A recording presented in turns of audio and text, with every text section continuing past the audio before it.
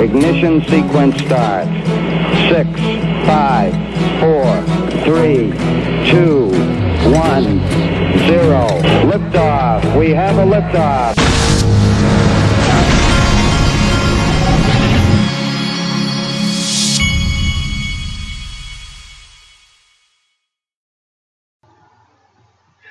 Hey everybody, this is the Digital Asset Investor, and I have a little bit of a dilemma this afternoon. My 6-year-old came home from school today, maybe an hour or two before school was out, because they said that he acted like he didn't feel good and he fell asleep in class, and he said that his head was hurting a little bit, but he didn't throw up or anything. And now he's perfectly fine. He's not sick. And he's got a baseball game this afternoon. Now, normally we would skip the baseball game, but here's the problem. The problem is their team has not won one single game, and he is probably the best player on the team. And so there is no chance at winning a game without him out there, I don't believe. It's possible, but it's doubtful. It's even more doubtful than it already is that they're going to win a game, period. So, you're welcome to tell me your opinion. Maybe I ought to do a Twitter poll or something. It's just one of those things you run into as a parent. I almost feel guilty letting the team down and letting the coach down in that scenario. But at the same time, do you let your kid play in a game if he got out of school early? So, I'll figure that one out in a little bit. First, this is from Brian Melancholy XRP. The man has been pounding out some good information, sending me a lot of interesting things. At MikeHoncho_11 sent me this. Now, we've talked about this in the past. What I call, for those of you that don't know, SBI Ripple Asia, or SBI Holdings over in Japan, which is a bank holding company. They bought 10.5% or so of Ripple back in 2016. Then they went over to Japan and formed a bank consortium which comprises 80% of the banks over there, and they formed SBI Ripple Asia. Well, they have made, the CEO of SBI Holdings has made it very clear over the last couple of years that he's all in on XRP, and he wants XRP to be the global standard and be adopted globally. So this is a slide from one of their, I think they do like a quarterly report, and I think that's what this is from. But this is from the Wrath of Kahneman, at W. Kahneman. SBI is pushing to use XRP with cryptocurrency fund business ready to go in the U.S., but they are waiting on clear regulation to begin. They're working with CoVenture for crypto asset management. They manage the CCI. So anyway, they're showing you this slide, and they're showing here that will promptly start when the new legislation is enacted, and they show XRP down here at the bottom. So these guys have a solid plan to actually put XRP in use in the real world, but they're waiting on some legislation. So this, and I've always called SBI the XRP holders ace in the hole, because this is an actual banking group that they're not making it a mystery. They're telling you that they're going to help drive adoption. And so that's a big deal. Okay, next, the James Bond has been reactivated. At ECOSSEXRP1 sent me this, and this is another biggie. Everything I'm showing you here today is pretty darn big. Forte is betting Ripple's tech will create the blockchain gaming metaverse.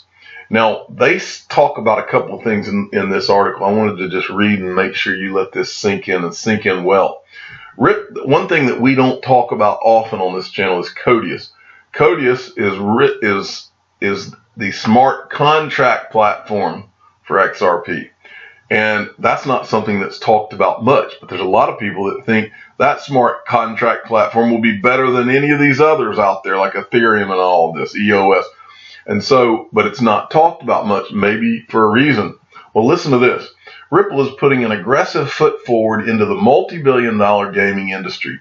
The company's developer ecosystem project Spring recently announced a partnership with the Andreessen Horowitz backed blockchain gaming startup Forte, which will oversee a jointly formed $100 million fund devoted to the development of games that make use of Ripple technology, including the XRP token. And only a few weeks removed from the launch of the fund, the response from the game developer community has already surpassed expectations. Forte co-founder and chief platform officer Brett Seiler tells Decrypt. Forte has already partnered with a handful of developers and is in active dialogue with studios of all sizes, he says. Gaming is expected to top $150 billion globally in 2019, according to market research firm Newzoo, all while largely being made up of billions of tiny disconnected transactions over digital items. And both Forte and Ripple are confident that Ripple's technology is ideally suited to weave this commerce together. And this is where it gets really interesting. The San Francisco-based startup made up of veteran executives for gaming companies such as Kabam, Garage Games, and Unity is taking a multi-pronged approach to the advancement of this burgeoning industry. And this is what I wanted you to hear. Forte's in-house engineers have built a developer platform that incorporates a variety of technology components under the hood to provide a seamless experience for developers, says Seiler, which is where Ripple's smart contract platform Codius and its cross-chain payment solution Interledger come in. Now, armed with a $100 million war chest in XRP, Forte is looking to invest in game developers who will make use of its platform. This is about to get huge, folks. I have a feeling this is going to be really, really huge. Okay, got this from NBK Crypto, at NBKLYRAD. Sent this, and this was a Bank XRP tweet from, looks like he tweeted this today. Amazon to accept Bitcoin payments. Cryptocurrency payment processing company Moon said any e-wallet that is Lightning enabled can also be used through the company's browser extension. And then he says most likely to add XRP in the next few months. This sounds promising, thanks. And this is all from a tweet that was done by Panda Ripple XRP, at Ripple Panda XRP. Just had a chat with PayMoon. This is a payments solution, I believe, and was told that they have planned to add XRP in the next few months. I would love to buy some stuff from Amazon using XRP. And this is the dialogue that I'm not sure, I think it's a she, had with this Pay with Moon. So that's huge. If Amazon, imagine being able to go on Amazon and buy with XRP. That would be a game changer. Then we got this from XRP Yoda. Ripple had tweeted this out. With RippleNet, financial institutions can leverage advanced blockchain technology, enabling instant payments across the globe. And they sent out this graphic. And then it said Swift, XRP Bart said Swift community, oh dear. And then XRP Yoda says, oh dear indeed, and shows where he got blocked by the Swift.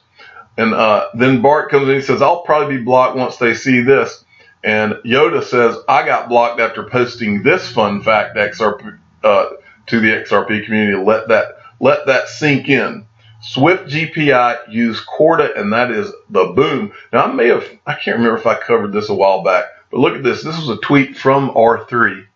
Now, remember, Corda Settler, the only digital asset that it uses right now, there will be more in the future, but the only one is XRP.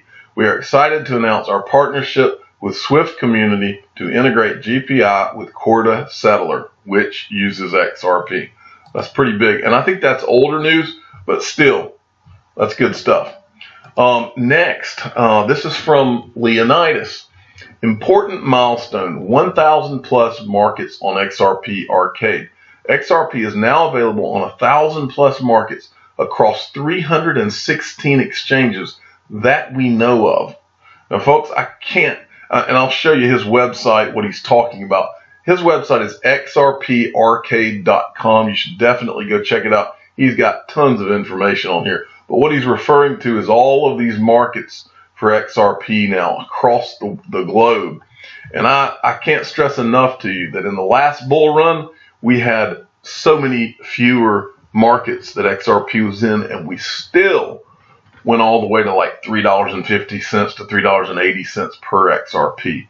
And there, not only did we not have near as many on ramps and exit ramps, but there were log jams out the wazoo because of how few on and exit ramps there were. And many people wouldn't have been able to cash out if they had wanted to, but it's a lot different now. Okay, and I wanted to show you a tweet that I did. You know, one thing that's been talked about a lot this week is this Joel Katz. Oh no, he's trying to sell his XRP.